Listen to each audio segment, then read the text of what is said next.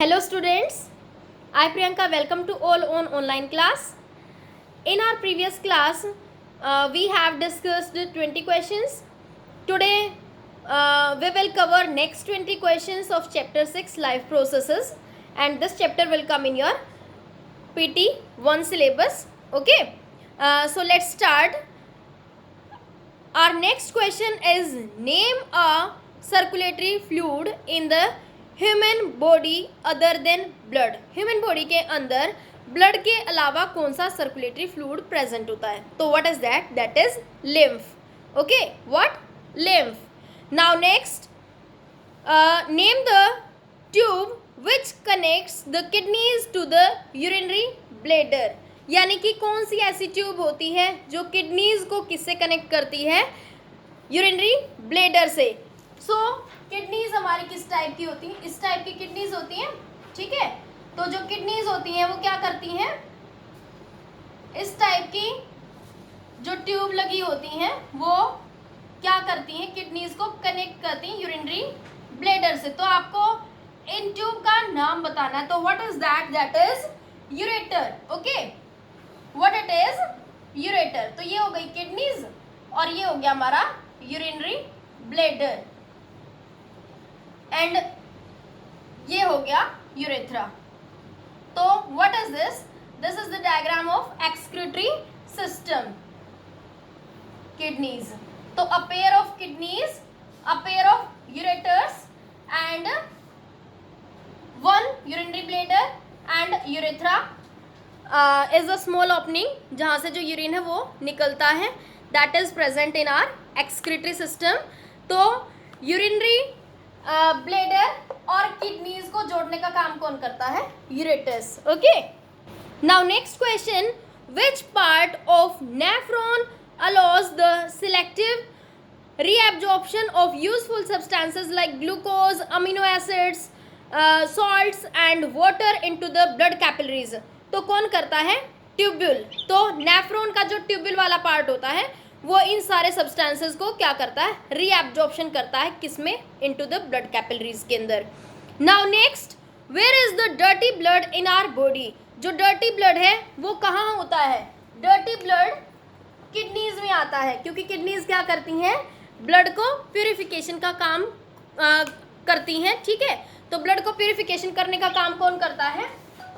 Kidneys. Blood purified by the kidneys. Okay, now next, the procedure used for cleaning the blood of a person by separating urea from it is called dash. तो यानी कि जो cleaning है उस किसी भी बंदे की, अगर उसकी क्लीनिंग बॉडी से बाहर करी जाती है तो उसको हम क्या कहते हैं? डायलिसिस. और ये किसका होता है? जिस बंदे की जो किडनी है वो फेल हो जाती है ना, किडनी काम करना बंद कर देती है, तो उसका जो ब्लड है उसको प्योरीफाई ऑटोमेटिक जो मशीन होती है हमारी मशीन से किया जाता है. तो what is that? That is dialysis. Okay, now next question, which is the sequence of body parts in the human alimentary canal. जो ह्यूमन एलिमेंट्री कैनल है उसके अंदर जो सीक्वेंस है वो क्या है? सबसे पहले माउथ, माउथ के बाद इसोफेगस और you can say food pipe, and after that stomach, and after that small intestine, then large intestine, then rectum and then anus. Okay, so this one is the correct sequence: mouth, esophagus, stomach, small intestine, large intestine, rectum, anus. Now next, identify the correct path of urine in the human body. Human body के अंदर जो urine का जो path है, जो urine जहाँ से flow होता है, तो उसका करेक्ट जो सीक्वेंस है वो क्या है? सबसे पहले जो किडनीज हैं वो क्या करती हैं? ब्लड को प्यूरिफाई करती हैं. सबसे पहले किडनी का काम. आफ्टर दैट किडनी के बाद किसका काम आ गया?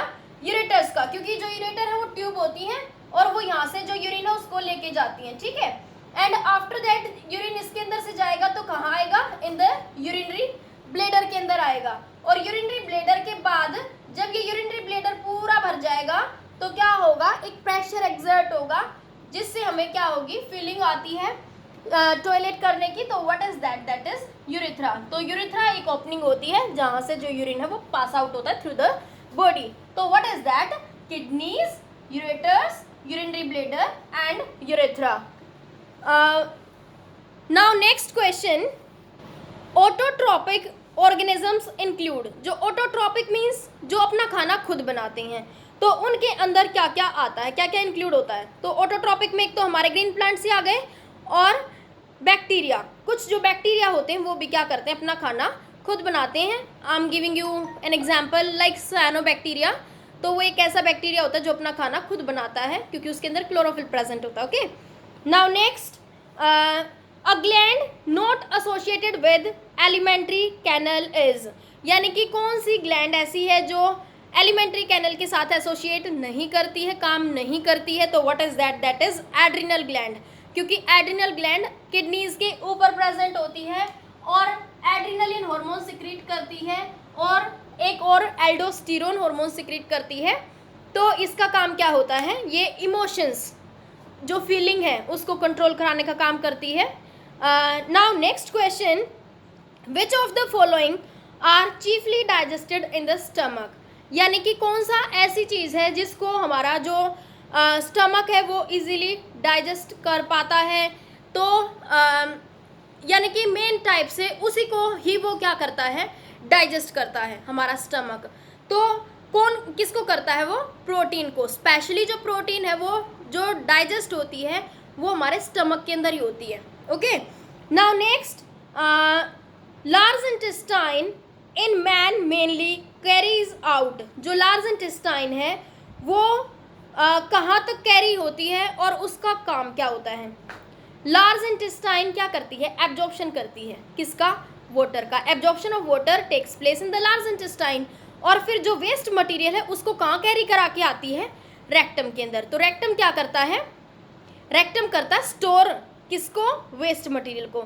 तो समटाइम ये क्वेश्चन पूछा जाता है कि फॉर्मेशन ऑफ फेसेस कहाँ होता है, यानी कि जो वेस्ट मटेरियल है उसकी फॉर्मेशन कहाँ होती है? फॉर्मेशन होती है बेटा उसकी लार्ज इंटेस्टाइन में, और स्टोर होता है वो रेक्टम में, और पास आउट होता है एनस से। तो आपको ये चीज़ें ध्यान रखनी है। आप मिस्टेक करते हो किसमें? लार्ज इंटेस्टाइन का आप सिर्फ ये लिखते हो absorption of water. Absorption of water है ही है, प्लस वेस्ट मटेरियल की फॉर्मेशन भी उसी का काम है। रेक्टम का काम नहीं है ये, रेक्टम कराता स्टोर वेस्ट मटेरियल को। Okay, now next question, the part of the digestive system where no digestion takes place. हमारे डाइजेस्टिव सिस्टम का कौन सा पार्ट ऐसा होता है जहाँ पे कोई भी डाइजेशन नहीं होता? तो what is that? That is food pipe. जो हमारी फूड पाइप होती है वहाँ पे कोई भी डाइजेशन नहीं होता है, वो जस्ट पास आउट करती है फूड को माउथ से स्टमक तक। Okay, now next question, the fermentation of glucose by yeast normally yield. यानी कि जब फर्मेंटेशन प्रोसेस होता है तो जो यीस्ट है वो किसकी फॉर्मेशन कराता है? वो कराता है बेटा लैक्टिक एसिड की। लैक्टिक एसिड प्लस CO7, ये एक मॉलिक्यूल होता है, एंड 2 ATP जो एनर्जी करेंसी होती है, ये एनर्जी इसमें रिलीज होती है। तो फर्मेंटेशन जब होता है ग्लूकोज का तो इस प्रोडक्ट की फॉर्मेशन होती है हमारी लैक्टिक एसिड, CO7 और 2 ATP के molecule. Now next, a large quantity of one of the following is removed from our body by lungs। यानी कि हमारी बॉडी से जो लंग्स हैं वो ज़्यादा से ज़्यादा अमाउंट में क्या रिलीज़ करते हैं? तो क्या करते हैं रिलीज़? कार्बन डाइऑक्साइड और वाटर। ठीक है, carbon dioxide and water is released in large amount by the lungs. Now next question, in respiration air passes through. जो रेस्पिरेशन का जो प्रोसेस है उसमें जो एयर है वो कहाँ से कहाँ तक पास होती है? तो सबसे पहले कहाँ जाती है एयर? नासल कैविटी में। ठीक है, नासल कैविटी से किस में जाती है? फेरेंक्स में। ठीक है, जिसको हम विंड पाइप भी कहते हैं, फेरेंक्स में। फेरेंक्स के बाद जाती है लैरिंक्स में। लैरिंक्स के बाद जाती है ट्रैकिया में, और ट्रैकिया से ब्रोंचाई। ब्रोंचाई फिर ट्रैकिया जो होता है ये यहाँ होता है, और यहाँ से फिर वो 2 पार्ट्स में डिवाइड हो जाता है। तो what is that? That is bronchi. जो ब्रोंचाई होती हैं, एक को ब्रोंचस कहते हैं हम, 2 को ब्रोंचाई कहते हैं। तो ब्रोंचाई में टूट जाती है और ब्रोंचाई से फिर वो ब्रोंचियोल्स में टूट जाती है। जो ब्रोंचियोल्स होती हैं वो जैसे कोई भी पेड़ होता है ना, उसकी ब्रांचेज होती हैं। जैसे सपोज ये हमारी हो गई विंड पाइप, तो विंड पाइप से यहाँ ट्रैकिया है, यहाँ ट्रैकिया हमारा है, तो जो ट्रैकिया है वो 2 पार्ट्स में डिवाइड हो जाता है। तो व्हाट आर दीज आर ब्रोंचाई, ये ब्रोंचाई होती है। और फिर यहाँ से क्या हो जाती हैं, यहाँ से लंग्स के अंदर ब्रोंचियोल्स होती हैं, ठीक है, इस टाइप से होती है। और जो ब्रोंचियोल्स होती हैं उसके साथ क्या होती हैं, एल्वियोलाई लगी होती हैं।